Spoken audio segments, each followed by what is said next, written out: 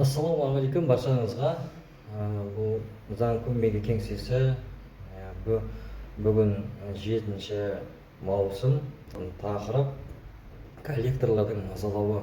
Өткен видеомда айтқанымдай, біз клиентімізді заңсыз ішкі істер полиция департаментінен жамылып шақырту жіберген жалған ақпараттық. Сол жөнінде негізі жалғасын айтып өтейін. Көп адамдар қарыз алады банктен, сондай-ақ микроқаржы ұйымдарынан қарыз алады.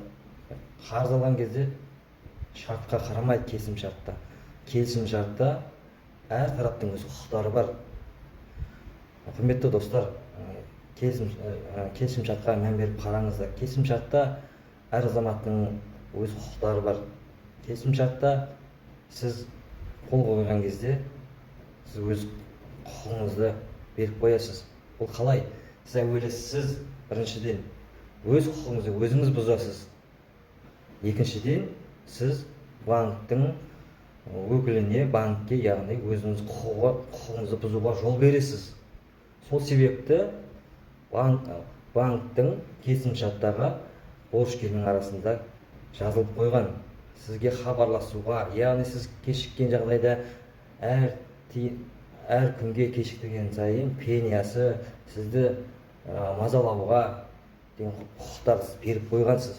Сол себепті келісімшарт бойынша займ алатын кезде, кредит алатын кезде келісімшарттағы құқықтар мен міндеттерді қарамай қол қойып қоясыз. Сол себепті сіздің өзіңіз бірінші өз құқығыңызды бұзасыз, және екіншіден сіз банкке өз құқығыңызды бұзуға жол бересіз. Сол себепті сізді мазалайды. Әлде де кеш емес, құрметті көрермен, сіз бізге жолықсаңыз, бұзылған құқығыңызды қалпына келтіруге көмектесеміз. Ең алдымен сіз қандай да бір құқық бұзылса, құқығыңыз бұзылса, сізді мазаласа, сіз бізге хабарласуыңызға болады. Біз сізге көмектесеміз.